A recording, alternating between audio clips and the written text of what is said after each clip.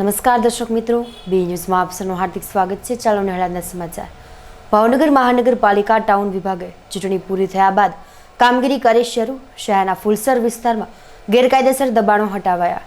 શહેરના ફુલસર વિસ્તારમાં આવાસ યોજના આકાર પામવાની હોય આવાસ યોજનાને અડચણ કરતા દબાણો મહાનગરપાલિકાના ટાઉન પ્લાનિંગ વિભાગ દ્વારા હટાવી દેવામાં આવ્યા હતા. જેમાં આવાસ યોજના એટલે કે મહાનગરપાલિકાની માલિકીના પ્લોટમાં ઊભા કરવામાં આવેલ ગેરેજ અને મકાન મહાનગરપાલિકાના ટાઉન પ્લાનિંગ વિભાગે હટાવી જગ્યા ખુલ્લી કરી હતી. મહાનગરપાલિકા દ્વારા આજે ટીપી સ્કીમના આવાસ યોજનાની જમીનમાં કરાયેલ ગેરકાયદેસર દબાણો હટાવી ફરીથી ગેરકાયદેસર દબાણ હટાવવાના શ્રી ગણેશ કર્યા હતા. હવે અન્ય દબાણો પણ હટાવશે.